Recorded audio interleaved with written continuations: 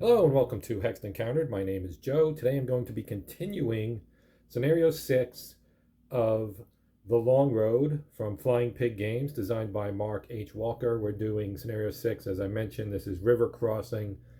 We have the Soviets attacking a town in Germany. This is World War III, 1985, obviously alternate history. Here the US is defending, and we have played the first two turns. So if you have not watched the first two turns of this game, I would advise you to try and go back and do that. This will be the completion, hopefully, of the game, unless it runs really, really long, which hopefully it will not.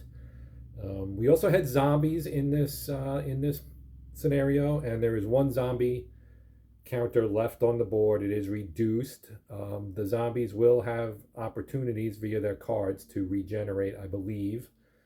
And so there is a chance that we will see zombies again. This is a 6-turn scenario, so they will play 6 of their 9 cards. The zombie deck has 9 cards in it. So I am going to, there was one correction I needed to make. I had destroyed a T-80 with a critical hit in second turn of the first video, and I neglected to put the smoking wreck counter, so I have done that. In the housekeeping phase, I should have rolled to see if it remained a smoking wreck. It does on a roll that is even, and that's a 9, so it's no longer smoking, it's just now a wreck. The smoking wreck would affect line of sight for fighting in that hex or fire going into or out of that hex. So that is no longer the case. It is just a wreck now. So we are going to pick up here with turn 3. The first thing we're going to do is roll to see who has initiative. The Russians or Soviets. I keep calling them Russians. Soviets roll a 0. The US rolls a 6. So for the first time this game, the US will actually have initiative. So after that, you have your action card draw. And I need to remember to play some action cards because I have not done so yet. So the Soviets draw a chemical weapons scare card, which allows you to set your opponent as moved. You play that during the movement phase. And then the Americans draw an airstrike card, so this will be fun, where they can actually do an airstrike, and we will do that as well. I also pulled in turn 2, I drew an artillery barrage card for the Soviets, so we will try to get both an artillery barrage and an airstrike in this video at some point in the not too distant future, hopefully. So now that we've drawn cards, we go to rally phase. So we have disrupted units here. We do have a T-80 here that is disrupted in this hex. We will roll to see if we can rally them. And we rolled a 0, so they are rallied. They get their full morale back, which is 3 for the Soviets, 4 for the US. So that's rallied now and is good to go going forward. We also have a disrupted unit here as well. So we will roll again. We rolled a 2, so they are also no longer disrupted. So 2 good rolls for the Soviets there. And the US has, I believe, only 1 disrupted unit. This guy right here. So they need a 4 or less. They rolled a 5, so he remains disrupted. That's an infantry unit. Infantry platoon. Okay, so now that that is done, we move on to the fire phase. Okay, so now we have the opportunity to fire at some enemy units. We will fire right here. We have this this tow weapon here, along with Hudson. Hudson was not going to participate in this attack because we're attacking an armored vehicle here, a BMP-2. Both units here, as you can probably see, have wire-guided missiles. So the BMP would have the opportunity to fire back, opportunity fire. But first we need to figure out what we've got here. So we have 12 firepower, 4 armor, so that's going to be an 8. They're adjacent, that's a shift. Actually, no, they don't get shifted because these units, the range is always normal range for the wire-guided missiles. So 12 minus 4 is 8. We'll get a shift to the left For the vehicle being in a city hex, however, they get 1 shift to the left. So that 8 becomes a 6. So we roll 1 die, and we rolled a 3. So if we go to the table here, firepower column 6, 3 is 4 hits. So now we roll 4 dice.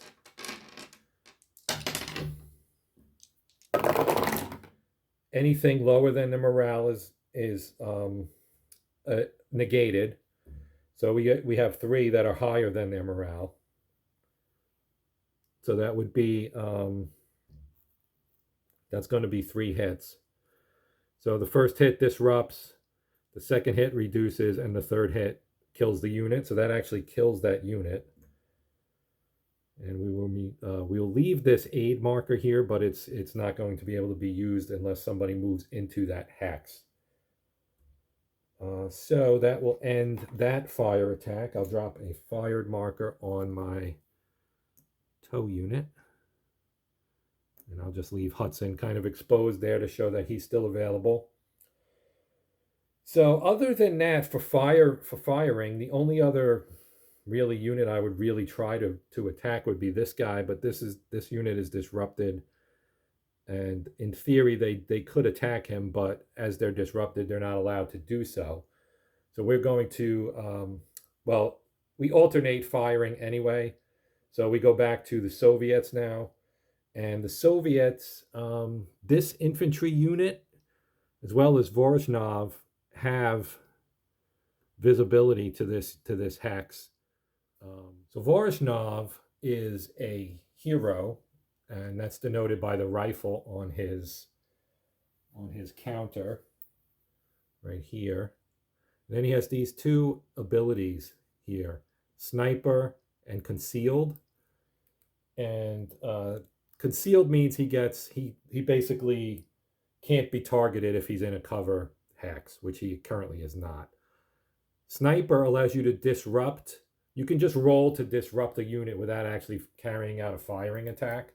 Now in this case, that doesn't work because he's already disrupted, and this would be the target. So if I zoom back out like so, you can see that this zombie unit is likely going to attack this infantry here. Now Voronezh has a line of sight to this hex. He can roll. His range is green, and the green is normal range would be 3, and this is 3. So he can fire here on Hudson or this unit, this tow unit here, right there. So let me fix this. So we can do that. I was going to have this infantry unit fire at this infantry unit, and I still think I'm going to do that. So I'll do that for my first fire attack. It's 6, they're green, 1, 2, 3 hexes. That's normal range for green. Range works here. If we look at the chart right here, you see green, short range is 1 hex, normal range is up to 3. So that's normal range, 6 firepower. They're in a city hex, so they will get a column shift of 3 because they're a fire unit. So the 6 will actually come down from 6, 1, 2, 3. So it's a 0, but it's worth a shot anyway. So we'll fire and roll a 6. So 6 on the 0 column gives you no effect. So it was a fire attack, but there's no effect. Okay, so we're just going to leave that there. Now Voronezh, he can try to disrupt the tow unit, which might be worth doing. To do that, he needs to roll a 0 to 6. So we'll try this out. He's going to use his ability to try to disrupt that tow unit, and he rolled a 6. So he rolled a 6. That 6 will disrupt this tow unit. So he's disrupted. I'm going to drop him underneath Hudson. He's also fired, so we'll do that. And we'll put a fired marker on Voronezh. And now well, I shouldn't have fired there because it was actually the Americans' turn, but they don't have any more firing. That, well, maybe that's not true. I could have Hudson fire. He has a line of sight to these infantry units. This one and this one. Maybe he'll shoot at this guy right here. So his abilities are veteran. So this combat, and then all units in the hex with it receive an additional 1 left column shift when they are the targets of a fire attack or on the close combat table. He also has the steady ability, which means no negative effects of long range. So this would be 1, 2, 3, 4, which would be which would be normal range. So it doesn't matter. But so what we're going to do is I'm going to have Hudson shoot at this guy. He's only a 2. This guy is in regular terrain. Oh no, he's in rolling terrain.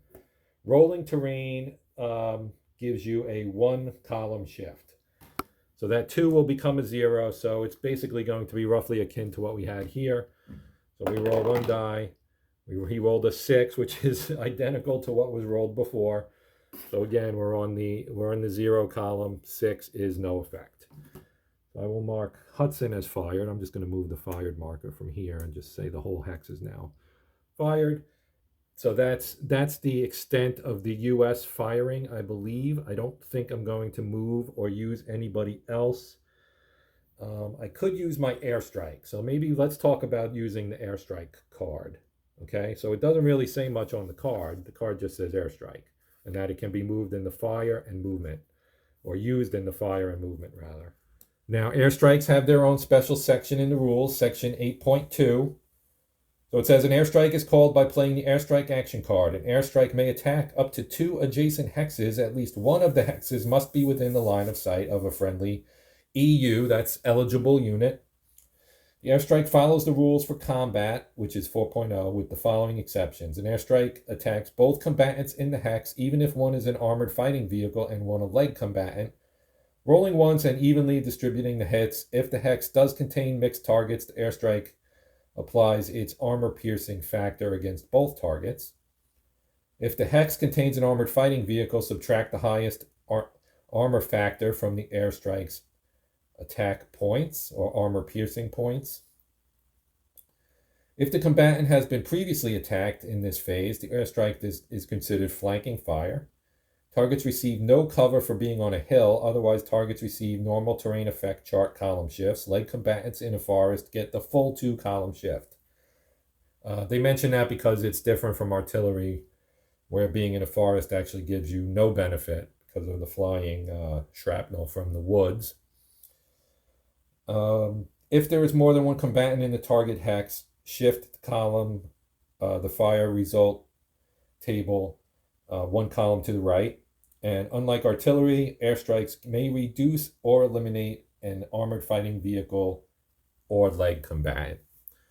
So if we use Hudson as our EU because he has line of sight, and say that we're going to hit this hex and these 2 adjacent hexes, this one has an infantry unit, a leg unit, and an armored unit, the bump or the BMP. So we're going to hit these 2 and this one. So this is our main target hex. So we roll 1 die. We rolled a 0.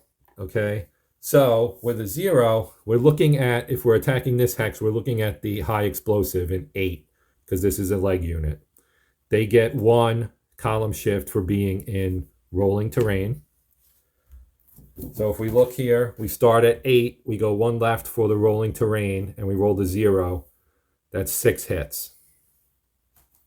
So we're going to roll 6 dice here.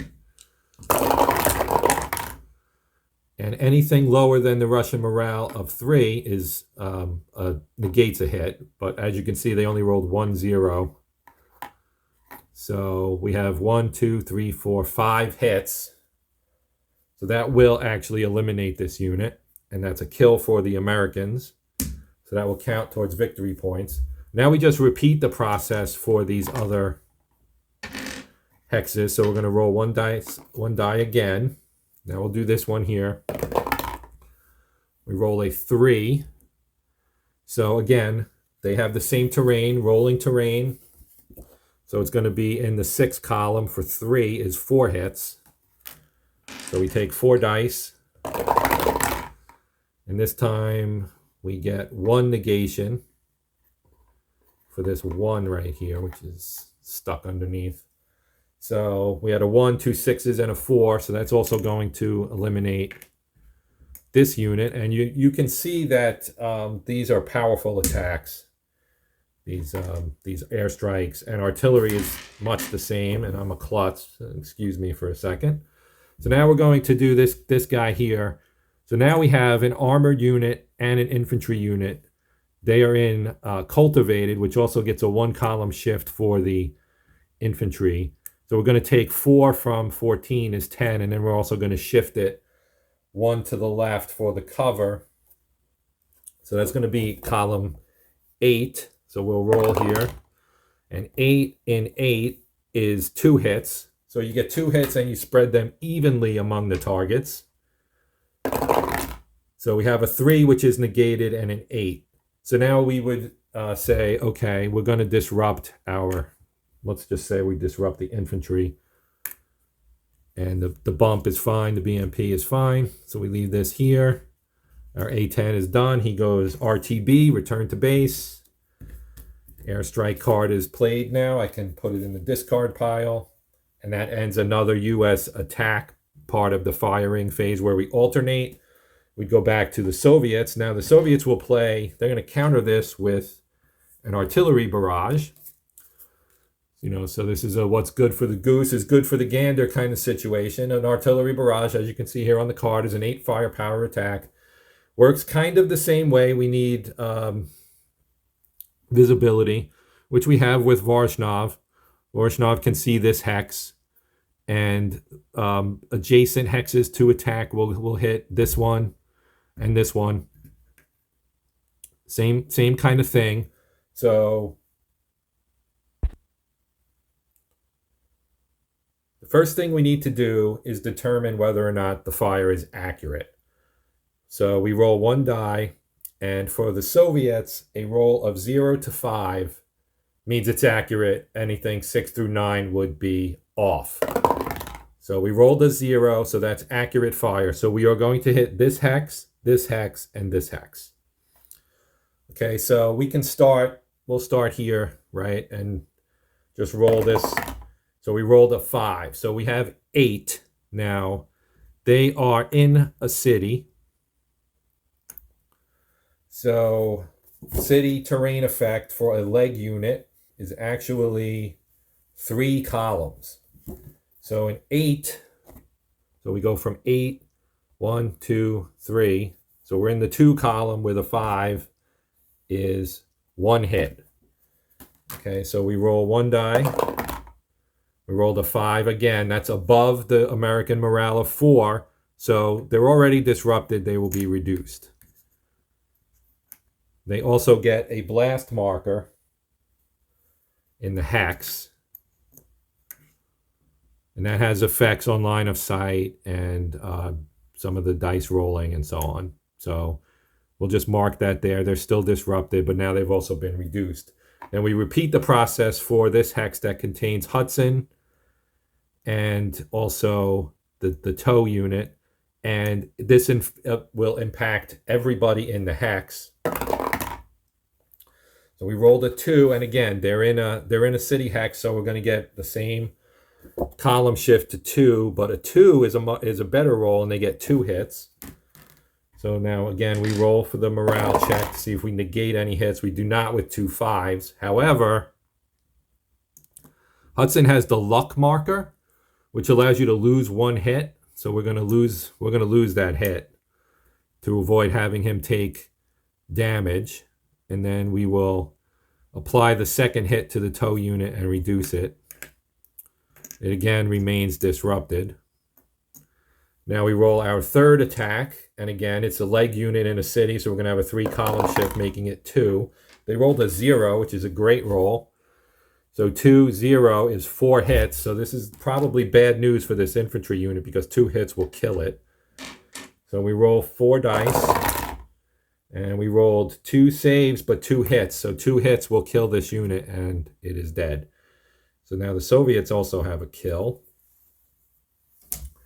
And we need to put blast markers in these 2 hexes as well. Blast marker here, blast marker here. Okay, so that expends this artillery barrage card. And we go back to the US turn. Now, I do have a lucky day, and I could have used it to save one of those units, but I chose not to in this case. I'm going to,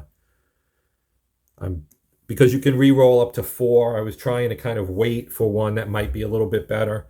Same with on the Soviet side, I have a second chance card that will let me remove the fired marker from somebody, which I will probably use here in this turn just to kind of utilize that.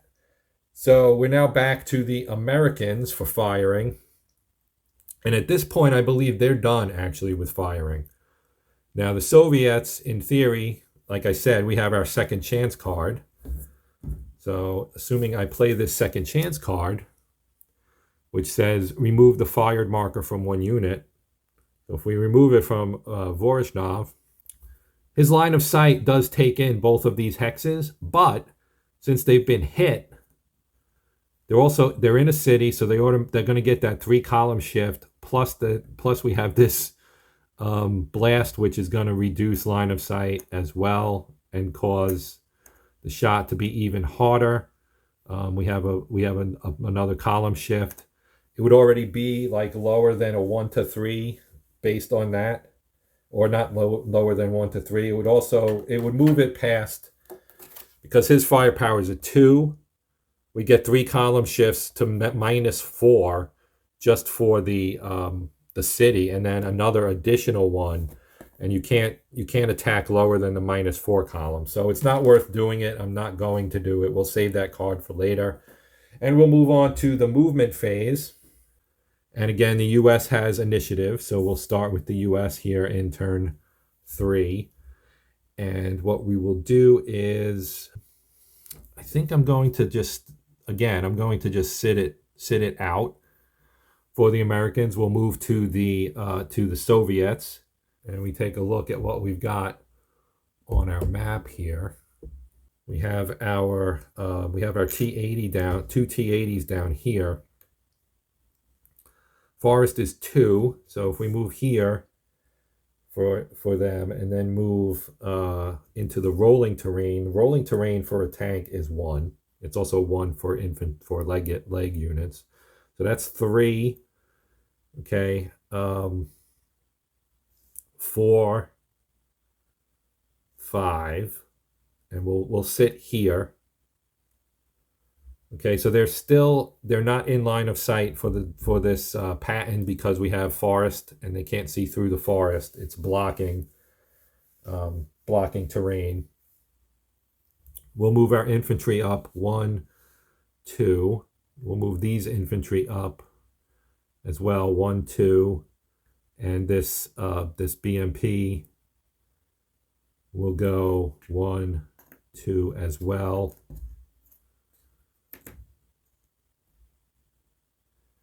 Though in theory I could move them up 1 more, but again, I want to try and keep kind of my firepower together, and I'd like to set up some situations where I can maybe get some flanking attacks on some of these Americans. Our objectives, remember, are these 2 hexes here. So in some ways it makes more sense to kind of use a southern vector here to kind of come in and maybe try and get some attacks from, flanking positions where I can hit this Abrams from 2 different. To get a flanking attack, they can't be adjacent, so it would be like from here and here would be good, or something along those lines. It's tricky because obviously to move into that position, you're exposing yourself to fire from the Americans from various positions as well. But, you can't make an omelet without breaking some eggs, as they say. So these 2 guys are ineligible to move because they fired. So we have our bump up here. He can move up to 5, so we'll go 1, 2, 3, and then the disrupted infantry can move half their movement, so they'll move here to for 1. They'll go 1, 2, and I believe that's everybody now. Again, I didn't use movement markers. Actually, did I move this one? I don't know that I did. And this is why you should use the moved markers. We'll move them here. We'll go 1, 2, like so. I'm going to say everybody's moved. The Americans didn't move. I just don't use them sometimes because then I have to clean them up. And, you know, in general, sometimes it's easier to just not use them for that reason. So now we move to the zombies. Technically, they do, well, I guess they do have line of sight here. So they would move 1 and then into this hex. Oh, I forgot to draw their card, so they might actually get a new zombie unit here. Where did they come from? The 2 zombie hexes closest to humans each spawn 1 zombie. If only 1 hex contains zombies, spawn 2 zombies. So the zombies were here. So I'm going to put 2 zombie units in that hex. And they would have actually joined in with that attack. So we have 10. Okay, so now we have a 10 to 3, which is a 3 to 1. Okay, so 3 to 1. 3 to 1 here. If we roll the 7, it's 3 and 5. Okay, so I'm just going to roll the results because I'll keep the 7 that I rolled for the original attack, and we'll roll 5 for the defenders. So the Americans need some good rolls here, which they actually got several good rolls. They took 2 hits, so they rolled a 1, a 2, a 0, a 5, and an 8. So the 0, 1, and 2 are all negated, and the 8 and the 5 would hit. They're already disrupted. They're already reduced. They are going to be eliminated. So they're out of there. Or again, I forgot to shift for the... all right. So actually, because of the blast marker, and I totally forgot about this, but the blast marker would actually shift it 1 column to the right. So 4 to 1 at 7 would be 2 and 6. So we already know the Americans took enough damage to be eliminated. I'm going to roll 2 for the zombies here. They rolled a 0 and a 4, so that's 1 hit.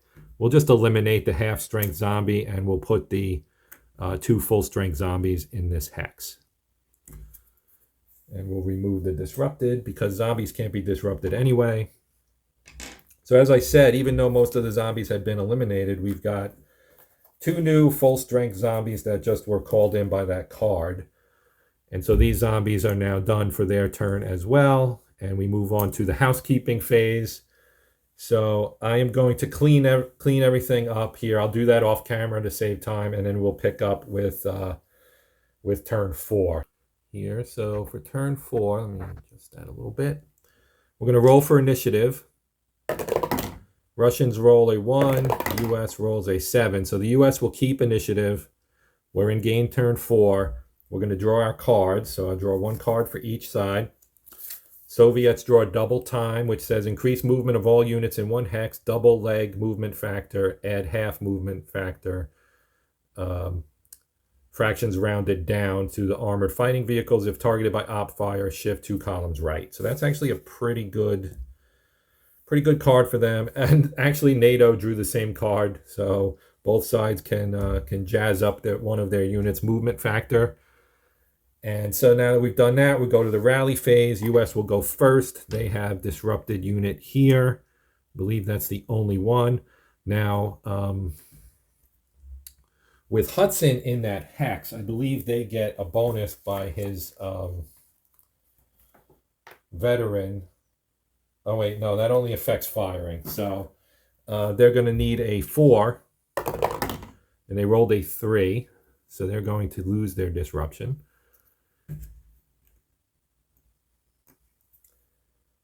Okay, now we'll do the Soviets. So they have several. They have one here and one there. They rolled a 6 here, so that's not good. They're going to roll for Voroshnov now. He also rolled a 6, so he also remains disrupted. But he has the aid, so he can re-roll, and we will do that. And he rolled a 2 the second time, so he loses his aid, but he keeps his luck, and he is no longer disrupted. And I believe that is all of the disrupted units.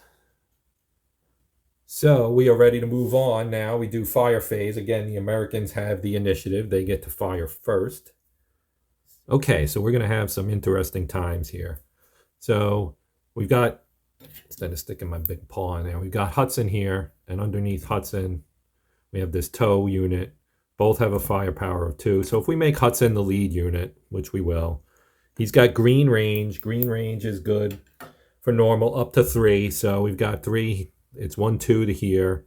So we're going to target the infantry with 2 firepower, a shift of 1 to the right for our depleted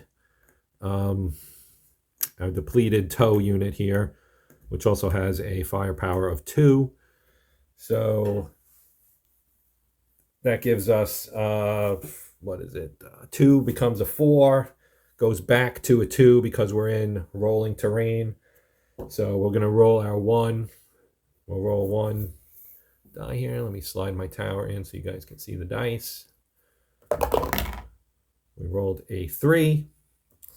So a 3 on the 2 column.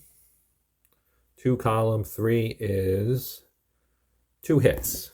So we'll roll again for our hits. Should have just left this here.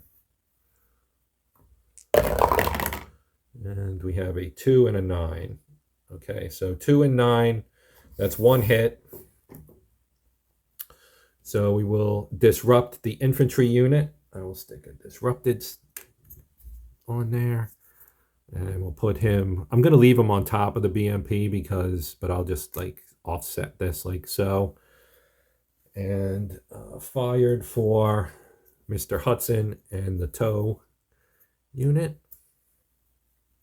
Okay, so now it's the Soviets' turn. Part of the reason I did that is because we've got the tank here, and they're going to shoot at the tank because they can see the tank as well as he can see them, of course. So what we will do now is we will have the Soviets, because it's their turn to shoot. We'll let the BMP shoot at the, actually, that might not work because they're shooting across water, and the wire-guided missiles do not work across water. So instead, what we will do is we will shoot with the BMP at Hudson, and, well, we're going to shoot at the tow unit because we can't directly target Hudson. So they'll shoot with high explosive, obviously, which is an 8, -1 on the roll. They have a -1 there in the corner. So they're going to shoot at the tow unit. The tow unit is in a city hex. That's going to be 3 to the right. So we're going to look at 8. Whoops, that's the terrain effects. 8, 3 column shifts to the left will go 4, 6, 4, 2. And then we subtract 1 from our roll. So again, let me slide this guy in here. And we rolled a 2. -1 is 1. So that's going to end up actually being pretty good. 2 column, 1. It's 3 hits. We'll roll 2 and 3. I forgot to roll the third one. So we got 2 9s and a 2. That's 1 hit. So that's going to disrupt our tow. Actually, a veteran, which is what Hudson is, would actually shift that to the 0 column. And the 0 column would have been 2 hits. I'm sorry, you probably couldn't see that very well.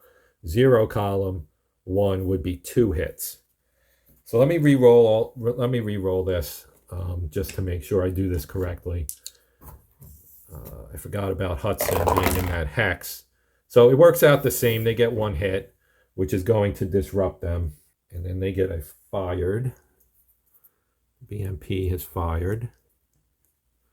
Now we go back to the Americans.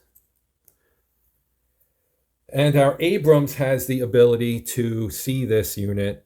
It also has the ability to see the BMP. So maybe we'll take the BMP out, or attempt to at least. So we have 14 with a -1. The BMP's armor is 4 with another -1. So that's going to be a -2 for the bump here.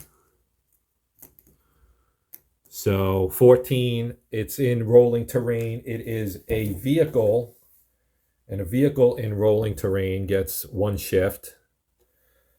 So 14 -4, right? It was, or was it 4 or 8? It's 4. So that's a 10. So we're in the 10 column with 1 shift. So it becomes the 8. 8 column and -2 on the roll.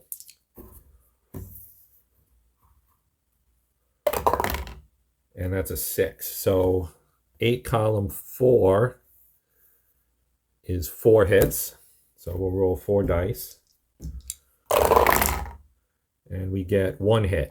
So we rolled as, no, 3 hits, I'm sorry. So 1 negation with the 0. And then we have a 7 and 2 7s and a 9. So that's 3 hits on the bump, which is going to actually eliminate it. So it is dead. We can remove the fired. The infantry wasn't involved, but they were disrupted from earlier. We'll drop this fired on our Abrams, and that will end that. So it goes back to the Soviets now. And in theory, I could fire this infantry at the tank, but it would end up being a -4, which would be extremely unlikely to do any damage. And if I don't do it, then I can use the movement to get a little bit closer, maybe. So I think in terms of firing, all right, so up here we have Voronov. In theory, he could attack, but I don't think it's worth it because I want him to be able to move. And even a gun and run attack, again, the targets are in a city. That's a 3 column shift for a leg unit. That's really not worth it. In theory, the BMP could fire at the zombies, but you know, playing devil's advocate here, the zombies are going to attack Hudson's position in their movement phase, so it would make sense not to attack them from the Soviet side. So we will leave the zombies be, and we're going to finish the firing phase, and we'll move to the movement phase here in turn number 4. So what I think I'm going to do is, as the Americans, I don't want to move these units here. Oh, I've got mortar. I should have used that in the last turn, and I totally forgot. I forgot I have a mortar unit, and I have people who have line of sight, so I could have attacked with this mortar unit. I've already said we're moving to the movement phase, so I won't kind of go back. But with this mortar unit, I can drop mortar fire on some positions, and I will need to do that in turn 5 for sure. Okay, so as far as movement goes, what I might do actually is, this is an interesting fact. Zombies do not have a zone of control. So normally you have a zone of control for the hexes around you. Zombies don't exert zone of control. Disrupted units can't move. Can't move if they're disrupted. But I'm going to move Hudson. Actually, Hudson fired, didn't he? I think that these guys fired. So I don't think they can move. I was going to say I would move these guys out to here to kind of pull back, but I don't think I can because I did fire with that unit, I'm pretty sure. So let me drop. Yeah, I did fire. I forgot to put a fired marker. So these two can't move. These two I don't want to move. And this one,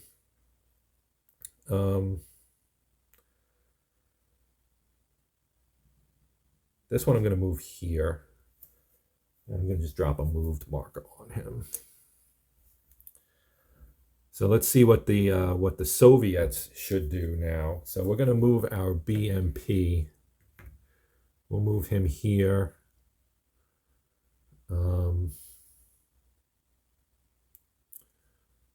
Which keeps this guy closer, so that makes it still has the zombies zoning in on Hudson's position, especially since they fired. We will also move Vorishnov and his luck thing up here. We'll move this infantry unit, will move up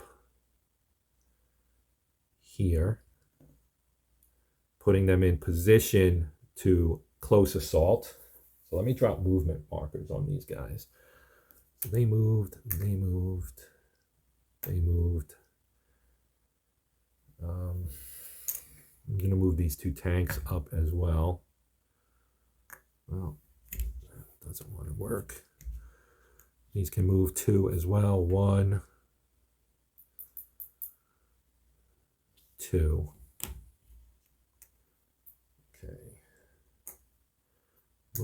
Moved.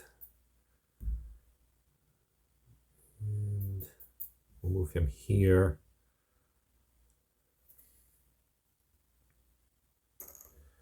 And put a moved marker on him as well. And then we will move these tanks up to here. And put a moved marker on them too. Okay, so that will complete they can move 1 hex, so they'll move 1 hex. We'll put a moved marker on them as well. Okay, so that completes the Soviet. So now we go to the zombie move, and we know the zombies here will attack this hex. I said it several times, so they are going to assault this hex. So they have 8. The Americans, we have Hudson with a 6, and the tow unit has a 1. So that's 7. So 8 to 7 is basically 1 to 1. They're in a city. For close assault, city gets a 2 column shift for leg units. So that 1 to 1 becomes 1 to 3. So this isn't a great, again, the zombies never care about odds. They're just, essentially mindless, seeking flesh to eat. So we're going to roll 1 die. We'll roll 1 die here. We rolled a 4. All right. So we rolled a 4. A 4 on the 1 to 3 is 6 hits for the attacker, 1 for the defender. So we'll roll 1 here. We rolled a 2. That's going to negate. Now we'll roll all 6 dice for the zombies. And I forgot to draw their card again. So this card is, I can't take it anymore. Any non-hero combatants in an adjacent hex must take a morale check. Failing disrupts if already disrupted. So the only unit that was adjacent to the zombies was Hudson and the tow unit. The tow unit's already disrupted, and Hudson is a hero, so that this card has no effect. So it's okay that I forgot to roll it once again. So we've got 1, 2 saves, and 4 hits. So 1, 2, 1, 2, that's going to eliminate the zombies. And so that is the end of that close assault. So we have 2 T-80s here, 1 full strength, 1 half strength. They're going to close assault the Patton. So we're going to zoom in here to get a better view. So we have obviously 7 attacking 4. As I said, that's going to actually round down to 1 to 1. Because we always round down, so even though that would be like almost, it's closer to 2 to 1 than 1 to 1, but we're still going to go 1 to 1. So 1 to 1, and I'll roll my die here. I'm going to roll off camera rather than mess with trying to move my dice tower onto the board. They rolled a 6. So here's our die. It's a 6. So a 6 on the close assault table in the 1 to 1 column gives us 5 attacker, 3 defender. So we'll roll our 5. We'll roll our 3 for the defender first for our Patton. And he rolled a 3, a 0, and an 8. So that's one hit. So he's going to get a disruption. And now I'll roll my 5 for the attackers.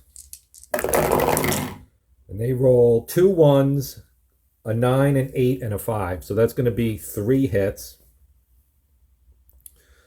So even distribution of hits. The reduced pattern will get disrupted. And the other T80, I said pattern, I meant T80. So we've got 2 T80s. The reduced one is going to get disrupted.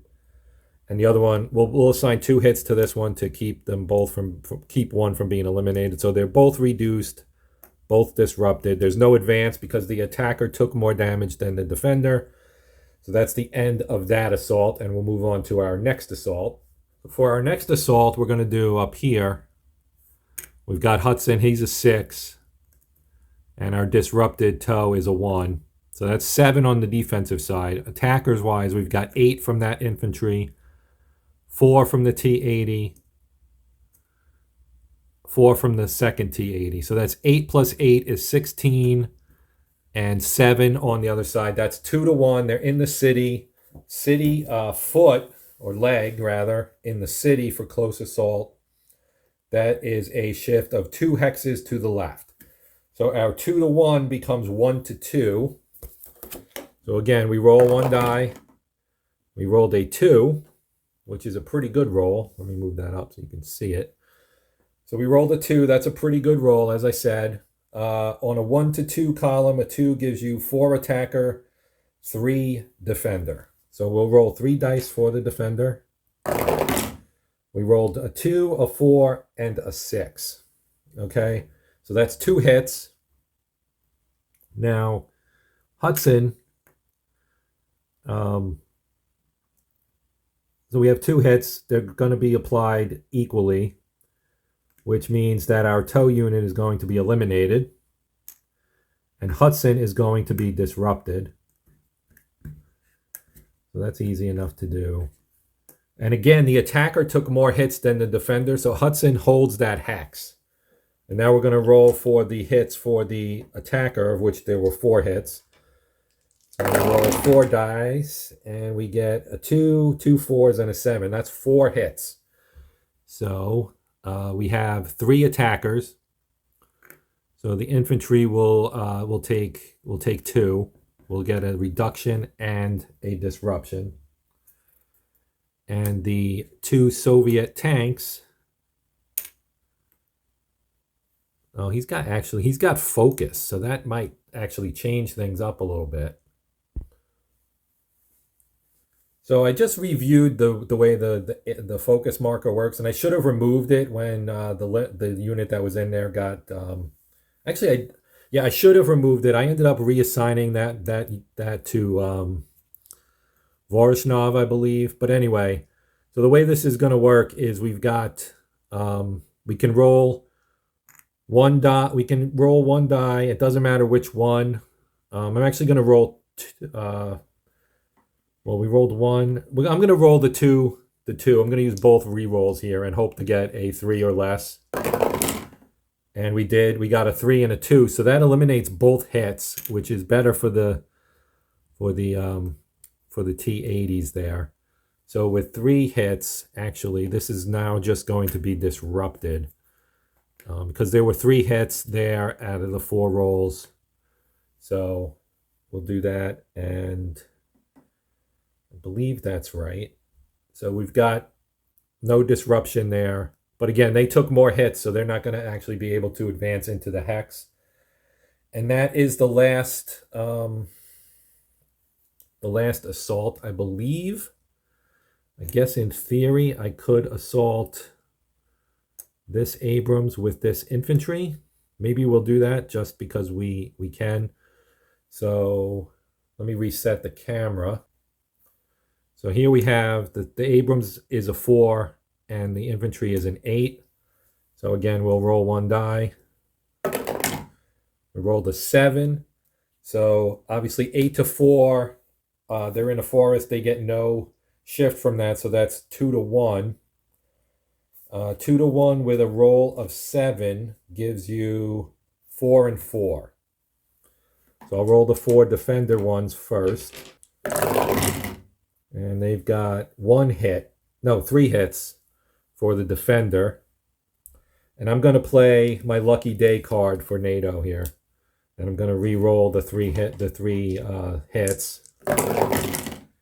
And that worked out because it now becomes 1 hit. So they take 1 hit and become disrupted. And we have to roll the 4 hits now for the attacker, which is the infantry unit. And they got 2 hits. So they will get reduced and disrupted because they don't have anything to let them re-roll. So that's going to actually end our turn here, turn number 4, and we will go on to turn number 5. So as usual, I'll do my housekeeping phase, aid and focus phase, and I'll advance the turn marker, and we'll pick up with turn 5. Okay, so we are back to begin turn number 5. We'll roll for initiative. We'll roll the Soviets first. The Soviets roll a 6. The Americans roll a 4. So the Soviets will again have initiative. We are now in turn number 5, Soviet initiative. Here's our setup. We need now to do the draw action card phase. So we will draw a card for the Soviets. They get an artillery barrage.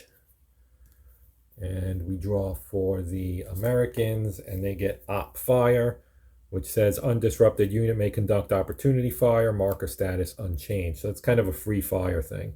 So now we're going to roll for removing disruption in the old rally phase here. So we'll start with the Americans. They have 1, 2, 3 units that are currently disrupted. So we'll roll the first one. 6 stays disrupted. 7 stays disrupted. 8 stays disrupted. Yeah, so even with Hudson's ability, it wouldn't change any. Nothing's changed there. Now we'll do the Soviets. We'll start down here at the south again. 0, so that's going to undisrupt one of the T-80s. Now we'll do the other one. And they got a 9. So 1 undisrupted, 1 disrupted. I put the focus marker back there, but that's only that doesn't help in this instance. We roll the 0 here. This is where I put the aid marker with that infantry. So they are no longer disrupted. We'll do this guy here. They rolled a 2. Now we'll go here. They rolled a 6. So they remain disrupted, and now finally up top. They rolled an 8. So they remain disrupted as well. Let's slide the camera up a little bit so you can see everybody now, hopefully. So we have several units that are still disrupted. Now the Soviets go first. We do have the fire phase to start things off. So we have our infantry unit right here. They have a line of sight to this mortar. So I'm going to use an artillery barrage targeted on this mortar hex and adjacent to this one and this one. So we're going to try to hit these 3 hexes. So as before, right, we have our card. So we have to play the card. Once we play the card, we get an 8 firepower attack, potentially on all 3 of these hexes, but we have to roll for accuracy.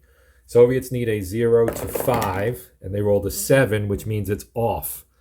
Now I have a 6-sided die here that I use for this in this instance. So what I'm going to do is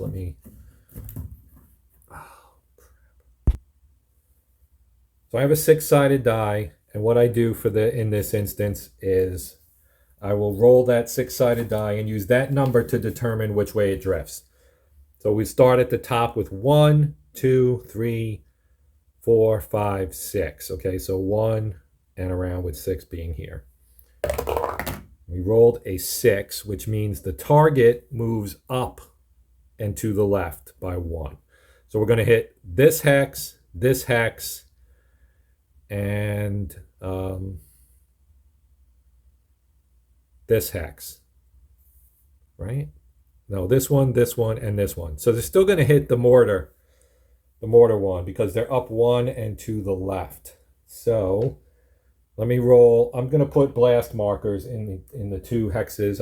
We don't need to roll there, but these are the 3 hexes that get hit.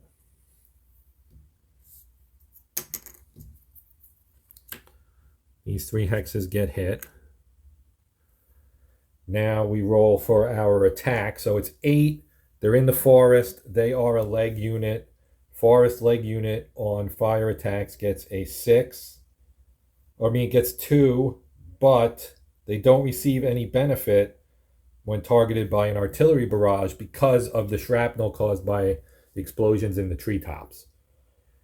So this is an 8 attack and a 1. So this is actually probably going to kill this unit, depending on how I roll for my, my results roll here. Because in the 8 column, a 1 gives you 6 hits. So 6 hits is a lot of hits, obviously. I'm going to roll all 6 dice. And we have 1. We have 4 non-hits. So they took 2 hits, which actually is a lot better than I was hoping for. We have a 6 that hits and an 8 that hits. Everything else is negated. So they get reduced and disrupted, but they are not eliminated. Okay, so that played the Russian, that was the Russians' fire. They used obviously they used their artillery card there. So,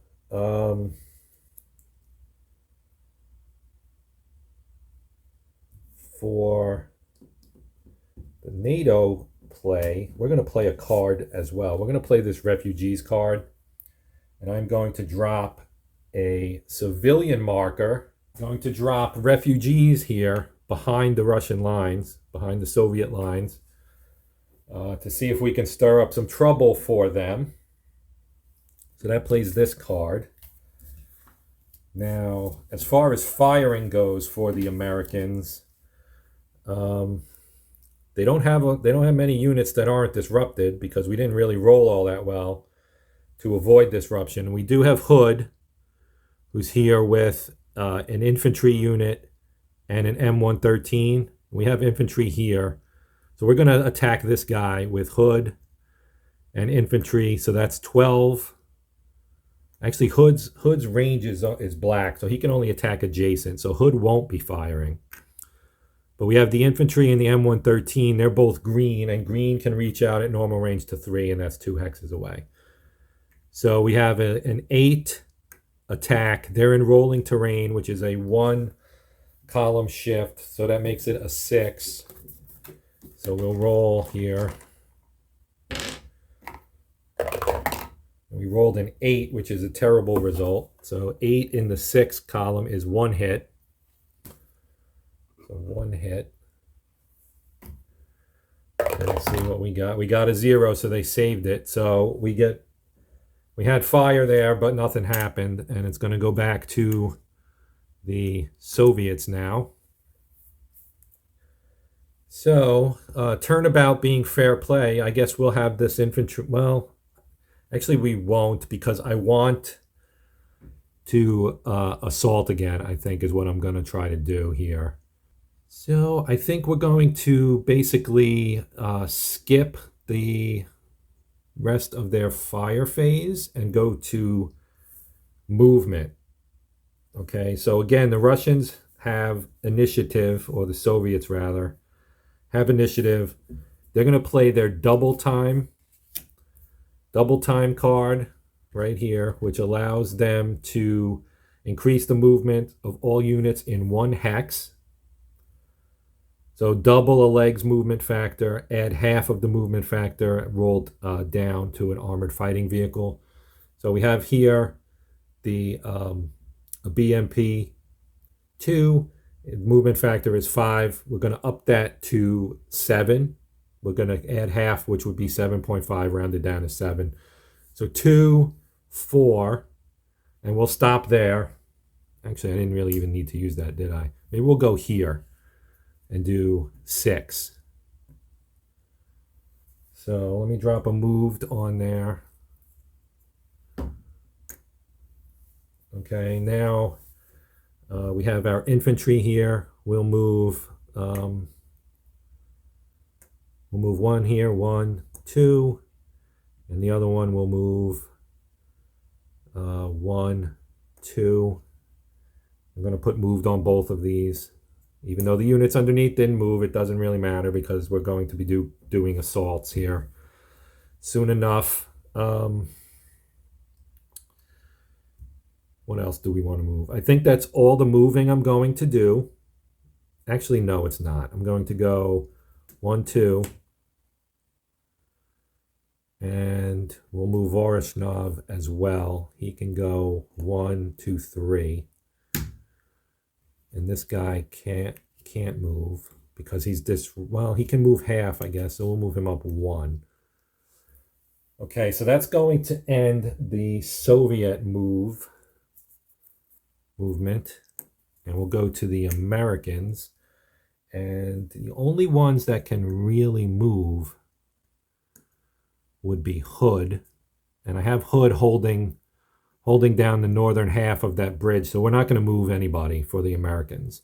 Which brings us to the zombies. Now the zombies don't have any units, but I'm going to play that. We're still going to draw a card for them. This card is used, so we can discard it.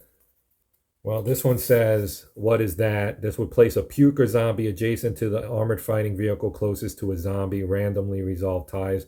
We don't have any zombie units available, so I'm going to actually ignore that card. We might not see any more zombies here in the game, but it is what it is. So we will just move on to our close assault phase now, and we will start, as you would expect, right up here in the center. Okay, so we're gonna hit this pretty hard here. We have 4, we have 4, we have 8, so that's 16, and then we also have 8 more, so that would be 24, and that also includes flanking, and flanking will give them 1 shift to the right. On the defense, we have Hudson, who has a 6. So that's 24 to 6 is 4 to 1, and it's going to get shifted 1 to the right, which would make it 5 to 1. But he is in the city, so he will get a shift of 2 to the left, which will bring it down to 3 to 1, which still isn't great. But he gets an additional shift to the left from being a veteran, so he's going to actually get it shifted all the way down to 2 to 1. Now, 2 to 1 still isn't ideal, obviously, but it sure does sound a whole lot better than 4 to 1 or 5 to 1, which is what he was looking at before all the column shifts. So we'll roll our one die here. It's about as close as I can get into the shot. We rolled a 2, so that's a good roll for the attacker. So a 2 on the close assault table in the 2 to 1 column gives us 2 for the attackers and 6 for the defender. So this is going to be dicey, to say the least, here on this 6 dice roll for Hudson. So he gets,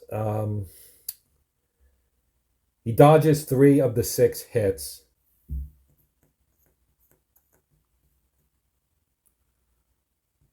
All right, so he's going to be eliminated because he's going to take 3 hits.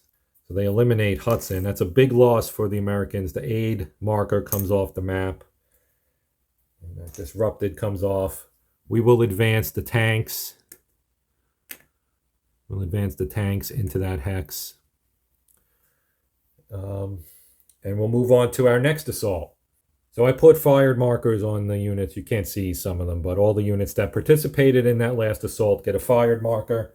We now have an assault that I'm going to do down here on this Abrams with an 8 infantry and a 6. Infantry is 14 plus 8 is 22. Their defense is a 4.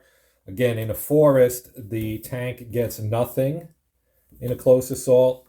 So we have a 22 to 4. That's going to be a 5 to 1. This is going to be extremely bad for this Abrams. Especially since he's disrupted.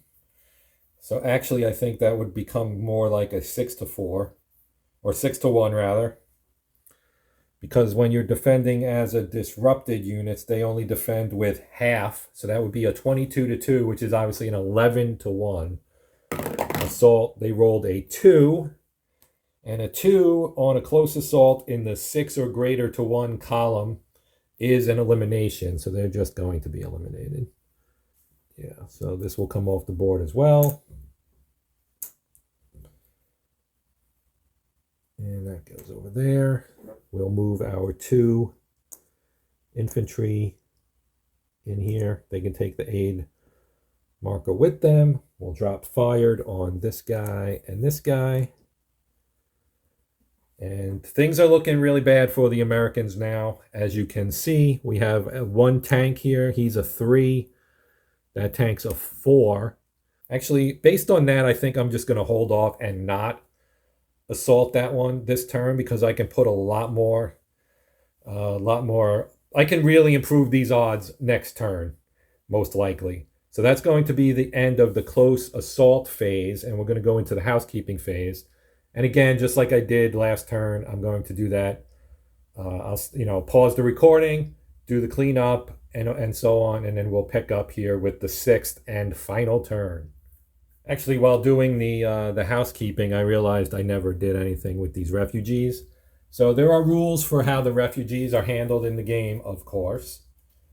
And what it boils down to is that you roll a die, and that die will tell you what the refugee does. So it's a 10-sided die, just like all the other rolls.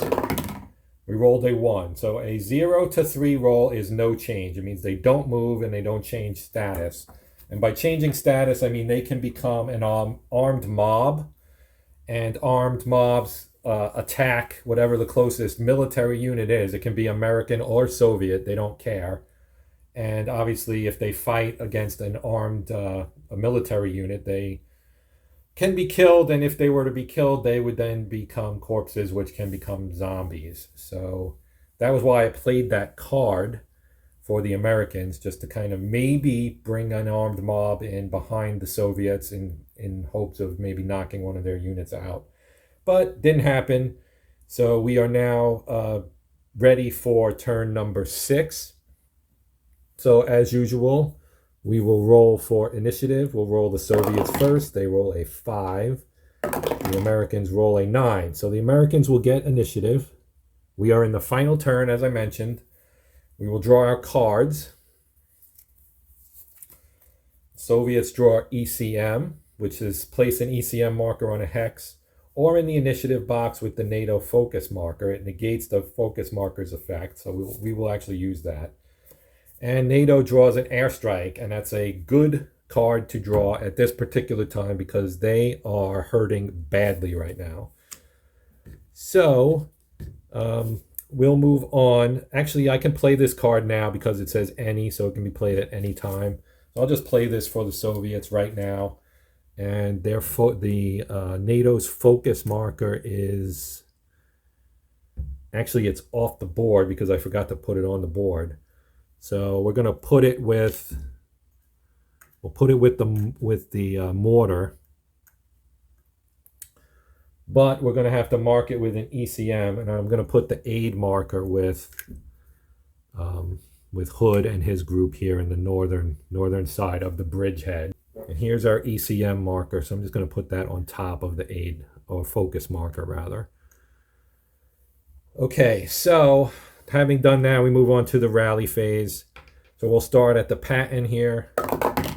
He rolled a 0, so he is no longer disrupted. Then we'll move on to our mortar.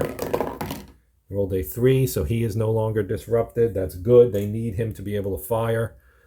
So that's it for the Americans. They don't have much left. Now we'll do the Soviets. They actually, I think they have 1 or 2. Yeah, they have a disrupted T-80. They rolled a 0, so that's no longer disrupted. And they actually have the focus card, the focus. And so we also have 1 up here. And they rolled a 1, so they're also no longer disrupted. So everybody's active now. Actually, there's 1 more. And they rolled a 9, so they're going to remain disrupted. So now we move on to the fire phase. So the Americans' fire phase here, they can kind of take their pick, I guess. We are going to, we need to use our mortar, essentially. So we're going to fire our mortar and try to hit some of these Soviet units.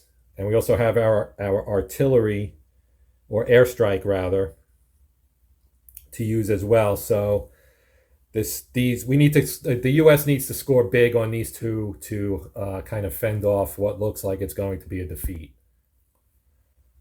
Okay, so we can do the mortar attack, which works almost identically to artillery, except it attacks only one hex, and it can attack directly if it's within its own line of sight, or it can use someone else's line of sight if it's not. Obviously, we have 2 infantry here that are within the line of sight of the mortar unit, so they're going to use that. Now, the attack is only a 4, which isn't great, but because it's a mortar attack, the fact that it's forest does not help the Soviets, so it's going to be a 4. There's no terrain benefit to them. So we will roll 1 die. We rolled a 1, so that's good. And a 1 here under the 4 column is 4 hits. So we have 4 hits we can apply. And we roll four dice, and we rolled a 1, a 3, so those would be saves, and an 8 and a 9. So 2 hits. So that's going to actually disrupt both units. So I'm just going to drop 1 disrupted marker on there. And that kind of halves what they could, that's going to, obviously it takes some of their close assault ability away, because these guys can now not assault them this turn. And this is the last turn, so that's a big deal. So we drop a fired marker on our mortar. It flips to the Soviets now, so the Soviets can now fire. Again, this is an interesting thing. I'm going to actually use it because I have a second chance card that I have not used yet, and I'm going to use it now. So I'm going to fire on my Patton here with this T-80.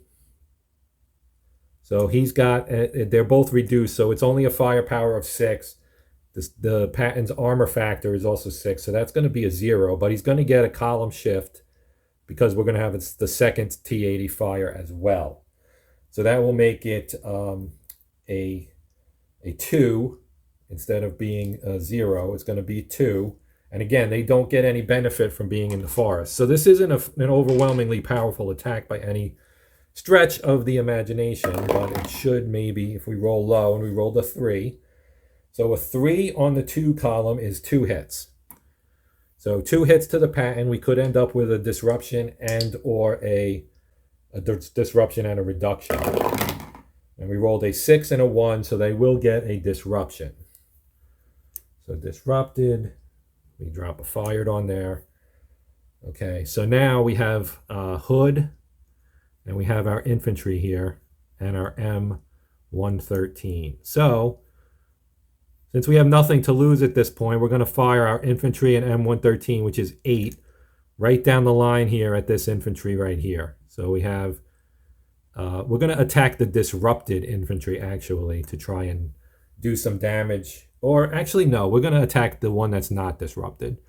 So again, we're trying to limit how much firepower they can bring to bear on these 2 hexes to see if we can avoid the automatic loss. Because if we hold these 2 hexes, the Americans, I keep saying we, because I'm an American probably, but if I hold these 2 hexes as the Americans, they win the scenario regardless of losses. If the Soviets take it, then they can win, but they would also need to outpoint the Americans based on all the points, and they would at this point. So basically, this scenario's victory boils down to who holds these 2 hexes at the end of the game. So having said that, we're going to fire with our 2 units here. Hood cannot fire because his range is short. He's only good for adjacent attacks. So we're going to roll 1 die. We have rolling terrain, so they're going to get one shift to the left. So that 8 becomes a 6. They rolled a 9, which is a terrible roll. A 9 on column 6 is no effect. So that was a great roll for the Soviets, a terrible roll for the Americans. So we'll put our fired marker here, no damage done there. And it bounces back to the Soviets, and they're going to play their second chance card. And that second chance card is going to be used to take the fired marker off our T-80s. The Americans will now play, because the Soviets aren't going to fire again. The Soviets are saving all their units for assault to try and take those 2 hexes. And they will now be able to make the attempt, at least, at taking both of those hexes. In the meantime, we're going to drop an airstrike on them. We're going to bring in our A-10 again, our trusty A-10 Thunderbolt, and hope that it can do enough damage to disrupt some of these units that would otherwise be able to assault our bridge. Okay, so here I'm going to do something that might not exactly be in the rules. It's a little bit unclear to me. Looking at the terrain effects chart here for road, if I pull this up here, you can see road, blocking, no / per other terrain and hex, right? So looking down here at this, we're looking at hood, and this is the road, and we have T-80s at the other end. Because the road, to me, this is a fairly straight road. I'm thinking hood can see the tanks down the road. So that's how I'm going to play it, because I'm calling in my airstrike on this hex and these 2. So these 3 hexes right here. So we have our A-10 Thunderbolt coming in. He's got a 14 armor piercing attack. The armor on the T-80s is 8. So that's a 6. They're in a city. They get 1 shift for that as well. So we're looking at a 4 for that attack. So we'll roll 1 die. We rolled a 5. I'll discard this card.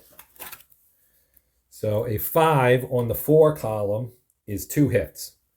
So we'll roll our 2 dice, and we rolled a 1 and a 9, so that's 1 hit. So they're going to disrupt 1 of the T-80s. So I'll just make it the bottom one, since they're the same. Now we'll do this guy. We'll do the bump. So the same thing. This time his is a 4 with a -1 on the roll. So that's 10 minus 1. Also in a city, so minus 1 column. So that's going to be the 8 column, and we're going to subtract 1 from the roll.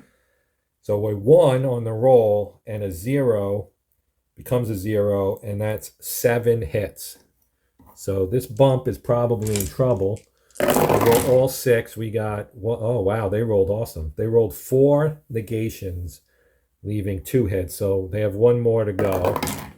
And that's also a hit. So they did take 3 hits, which is enough to eliminate them, but they almost avoided that. So now we go to our 3rd and final one. This one is infantry, and they're in rolling, so they're going to get a 1 column shift as well. But that's all they get is a 1 column shift. And we're using the HE, which is 8. So we're on column 6. They rolled a 0. So that's 5 hits. 5 hits. And 1, 2 of them hit. So applying them equally, we're going to disrupt that infantry, and we're going to reduce the other infantry. So both infantry are now disrupted. 1 is reduced. That worked out really well, in my opinion, for the Americans. About as well as you could hope. So that is their airstrike. So now we're going to move on to the movement phase. And the U.S. has the initiative. We're not going to move anybody. I probably would have moved the Patton tank up into the hex with the mortar from here to here. Can't do it because they're disrupted. So they're going to, but what they can do is, yeah, they don't really have anything. So we're going to end up sitting on 2 of our, well, we do have opportunity fire. We have opportunity fire that we can do as the Soviets move in.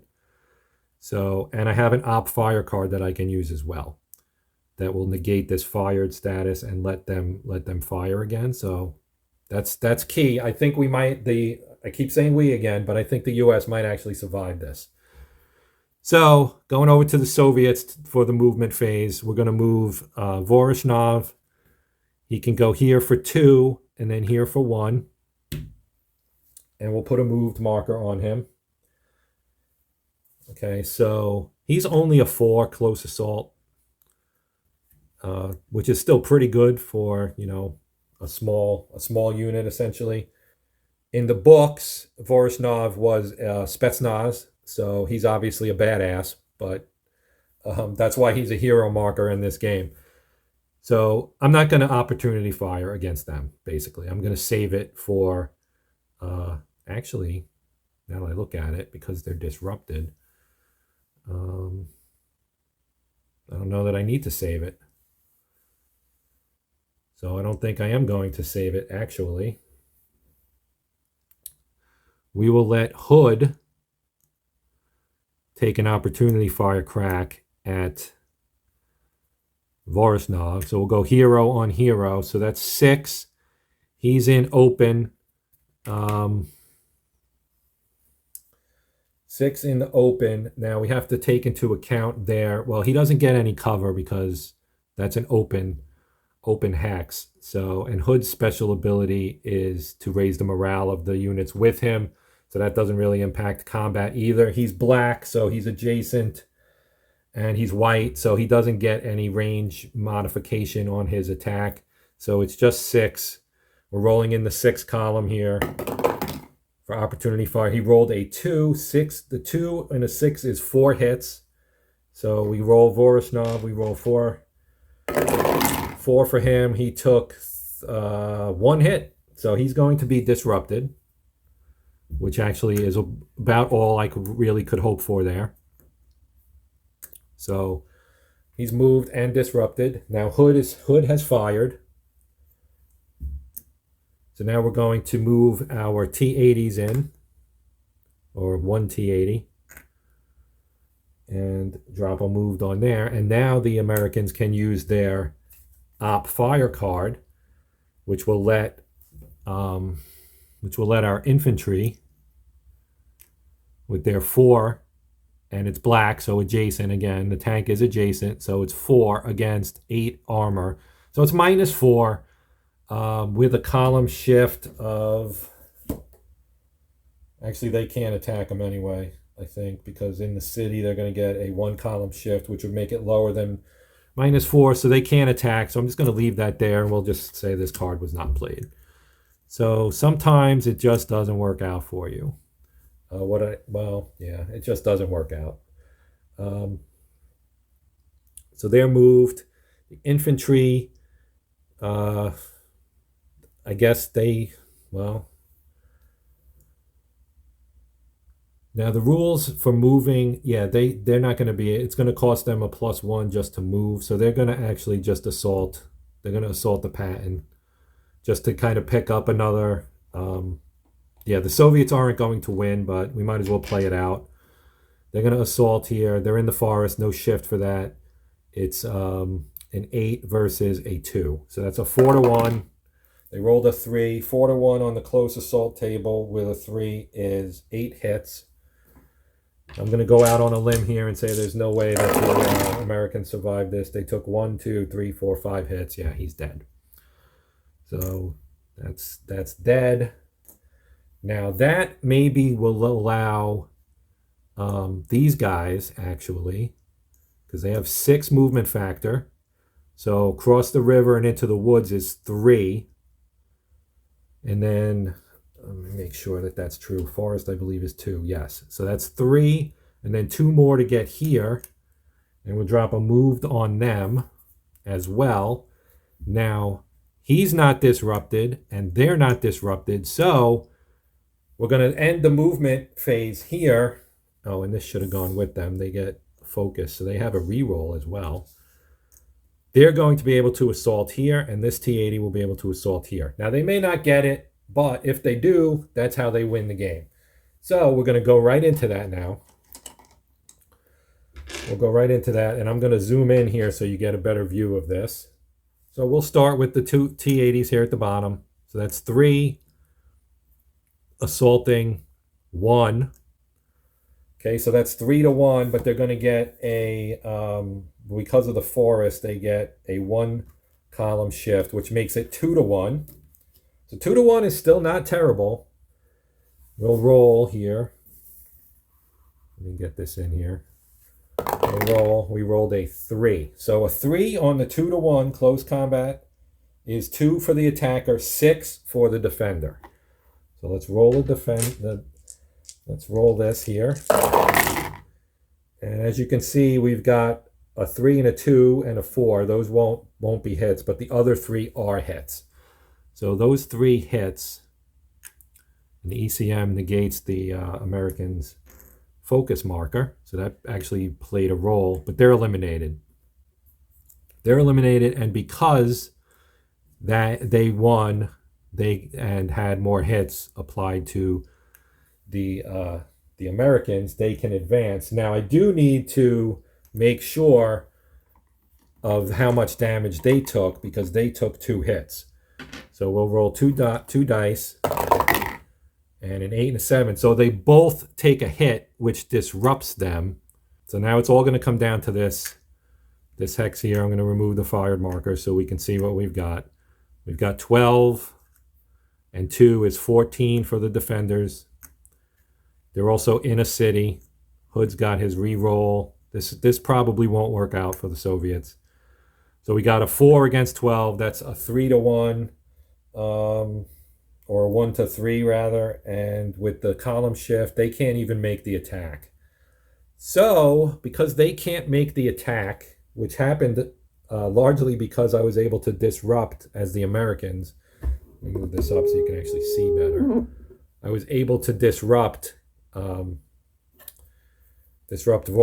here and the other T-80 and this infantry unit, because the plan was to have this guy move here, have both T-80s move here and Voronezh there. Then we have 3 with flanking. That would have really made it hard for the Americans to hold that hex. But because they were able to disrupt 1 T-80, Voronezh, and the undisrupted infantry that was in this hex, they were able to hold it, and so that will give them the win. Looking at the point totals, according to the victory conditions, the Soviets get 2 victory points for every M113 that they eliminated. They eliminated 5 units. They eliminated an infantry, a tow unit, an Abrams, a Patton, Hudson, and a mortar. So that's 2, 4, 6, 8, 10, 12. They got 12 victory points. Of course, they can't win without capturing the bridge. So it's a loss, but we can at least see what the victory point totals are. Now, the Americans eliminated 6 Soviet units. They eliminated these guys here. So 3 bumps, 2 infantry, and a T-80. Now the zombies also eliminated some units. They eliminated a dragon, an infantry, 2 infantry for the zombies, and they also eliminated a T-80 and an infantry on the Soviet side. Meanwhile, they lost all 12 of their zombie units plus the 2 that were spawned in, so they lost 14 of their own units, but as of course, they are zombies, so you can't really expect a whole lot out of them, either strategically or otherwise. They can do some damage, but in the end, the firepower of the Red Army and the U.S. Army were too much for them to handle, as you would probably expect. So that is the end of the game. This was a victory for the United States, even though they only had 6 points and the Soviets had 12. The Soviets did not manage to capture both sides of the bridge. They captured the southern side, but not the northern side. That would have given them 10 additional points, and the victory did not happen. So the U.S. wins this scenario number 6. I hope you enjoyed watching. If you made it all the way through, because this was a very long video, in addition to having watched the first video, kudos to you. I really appreciate you taking the time to watch me play through this game. It's a long one. This is a very good game. I really like this system. I think Mark Walker has done an excellent job with this platoon commander system. and the modifications that he made to it to support this game as well. So thank you for watching. This is Hexed Encountered. My name is Joe. Please like, share, and or subscribe. I would really appreciate it, of course. And until next time, happy gaming.